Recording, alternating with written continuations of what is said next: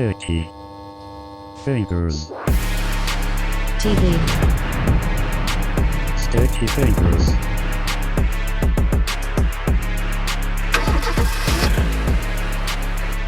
Boom, what up dude? Today we are back with a brand new video. Now, over the weekend you may have heard that we, the United States, made a deal in the trade war with China.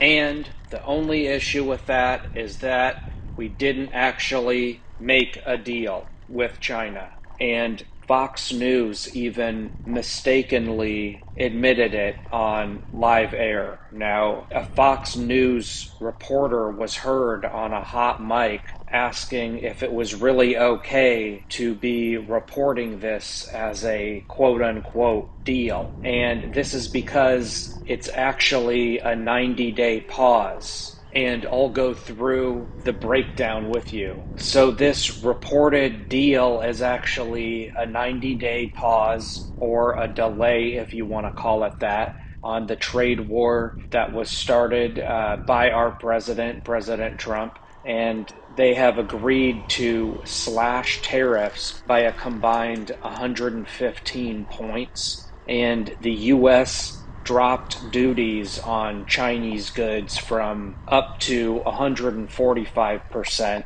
down to 30%. And China's retaliatory tariffs are going to be falling from 125% down to 10%. And the markets have again exploded upon hearing this news today. And the Dow Jones Industrial Average is up about 1,000 points. And many people could have guessed this would have happened because as soon as this announcement was made, the futures overnight just completely popped up. And the investors all want the craziness to stop. And the idea that we might be getting closer to an actual exit strategy, that's pretty exciting to people who aren't shorting the market, like me, and hopefully you too. But regardless, I'm just happy that we have this pause or delay, but definitely not a deal. Anything is better than where we were headed. So in my personal opinion, this pause does kind of expose the fact that there never really was a real strategy behind all of this, as many people suggest. This kind of appears to be a convenient way to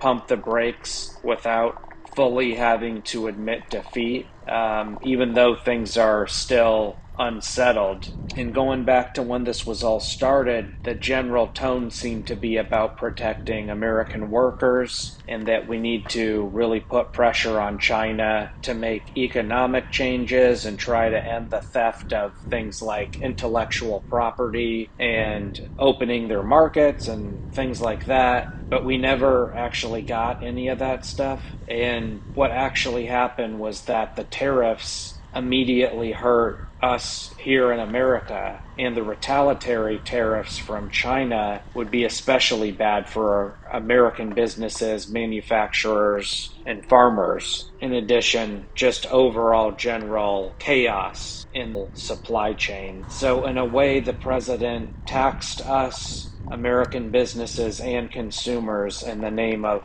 appearing tough against China. He also seemed to be surprised when China turned around and did the same thing to us. And economists on both sides of the political spectrum all seem to agree the entire time that this was not a good idea and not a good strategy in terms of accomplishing anything that was actually positive for us. And this is because the tariffs are income taxes, and the Trump administration were said to be against taxes. So in the end, this was kind of like a big self-imposed tax hike, and this hurt a lot of people really bad financially, and many of those people voted for him. And I've got a video coming out on E-Cell's e-bike company going under, and in the video they directly cite these tariff hikes as a major reason in them going out of business. Now it seems like the president also kind of wants people to celebrate the fact that he is temporarily fixing this tariff war that he admittedly started. So it'll be interesting to see how this actually impacts e-bike prices. I've been talking a lot about price hikes in my recent videos, and many companies such as Ride1Up have already increased their prices, and it'll be interesting to see if they go down at all or if they just stay.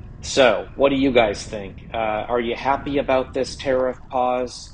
Do you think it'll cause some of these hiked up e-bike prices to deflate? Or do you think that some or all companies will keep the prices higher if they can get away with it? Meaning that if we, the consumer, still purchase overly expensive bikes, then they surely won't go back down. However, if we don't purchase the overly priced e-bikes, then they will have no choice but to come back down. So, in a way, the choice is ours to make, if you're with me on that. If you think I'm way off base, let me know. Anyways, I really appreciate you watching my video.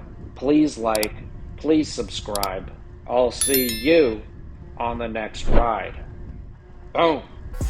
If you want a new electric bike, use my links and discount codes in the description below. Also, please like, subscribe, and say what's up in the comment section below.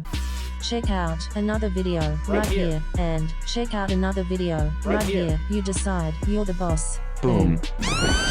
Perfect.